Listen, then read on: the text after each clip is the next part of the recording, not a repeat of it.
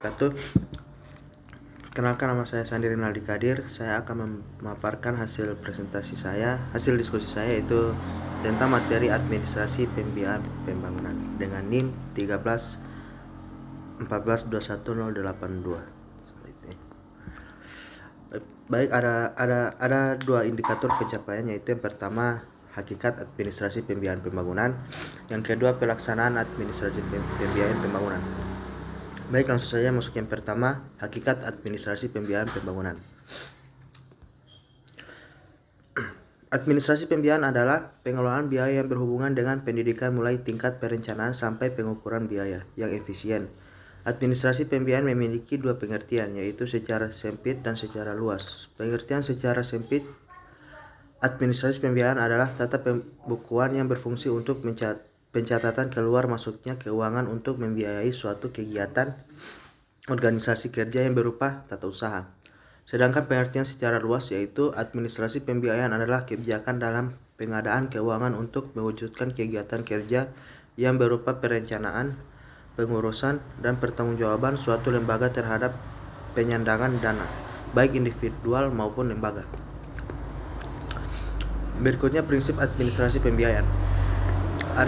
Terdapat 4 prinsip administrasi pembiayaan, yaitu yang pertama hemat, tidak mewah, efisien, sesuai dengan teknis yang disyaratkan. Yang kedua terarah dan terkendali sesuai dengan rencana program atau kegiatan. Yang ketiga terbuka dan transparan dalam pengertian dari dan untuk atau keuangan lembaga tersebut perlu dicatat dan dipertanggungjawabkan sesuai bukti penggunaannya. Yang keempat menggunakan kemampuan atau hasil produksi dalam negeri. Selanjutnya jenis-jenis dan tujuan anggaran belanja. Jenis-jenis dari anggaran belanja yaitu ada anggaran belanja penjualan, anggaran belanja produksi, anggaran belanja tunai, anggaran belanja pemasaran, anggaran belanja proyek, anggaran belanja pendapatan, dan anggaran belanja ekspeditur. Dan tujuannya yaitu menyediakan perkiraan pendapatan ekspeditur, yakni membangun model agar bisnis dapat berjalan secara finansial jika menjalankan strategi, peristiwa, dan rencana tertentu.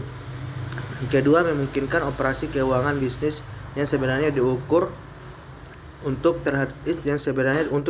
terhadap perkiraan. Yang kedua, pelaksanaan administrasi pembiayaan pembangunan. Pelaksanaan administrasi pembiayaan pembangunan itu dalam rangka perencanaan tahunan, maka juga dalam pelaksanaan anggaran perlu terjalin kerjasama erat dengan badan perencanaan, khususnya dalam rangka pengendalian pembiayaan untuk proyek-proyek dan bila diperlukan penyesuaian kembali rencana-rencana operasional tersebut. Dalam kurung di Indonesia disebut sebagai revisi anggaran. Di Indonesia diusahakan tata kerja dan hubungan kerja yang baik antara Badan Perencanaan Pusat dengan Direktur Jenderal Anggaran dari Departemen Keuangan dan dalam rangka perencanaan juga pengangguran tahunan.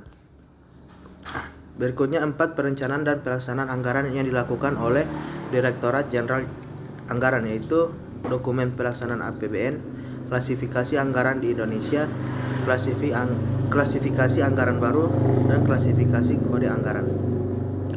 Baik, itulah hasil pemaparan dari saya. Apabila ada salah kata saya mohon maaf. Wabillahi taufiq wal hidayah. Assalamualaikum warahmatullahi wabarakatuh.